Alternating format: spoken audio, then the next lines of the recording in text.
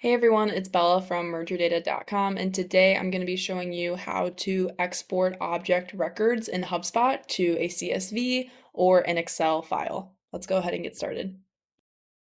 So here I have an example company object page in HubSpot, and there's a number of different company records here. And if I want to export them, I can go ahead and go to export in the top corner here. And then you can choose your file format. So there's a CSV, an XLS, and an XLSX.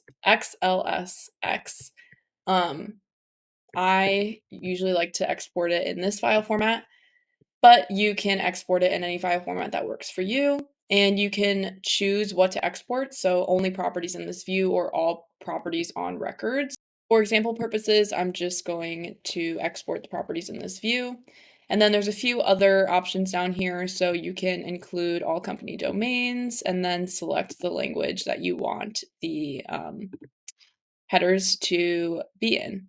So then once you go to export, you'll see that you'll receive an email notification when it's ready.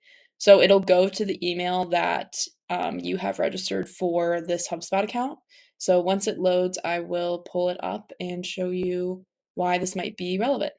So here's the Excel file from the export that I just pulled from HubSpot, and you can see that there are headers here that describe the same headers as in HubSpot.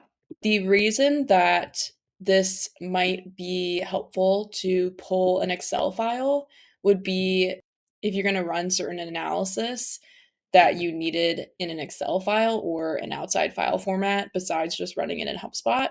This might be helpful. You can filter a lot of these. So if you wanted to filter by ones that have blanks, sometimes it might be easier to do that in Excel than it is in HubSpot.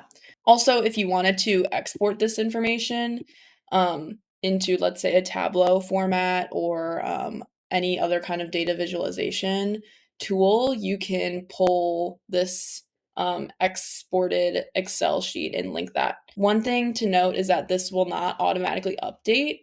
So if you added another company in here, you would have to export the data again. So this is not live data that's going to be changing.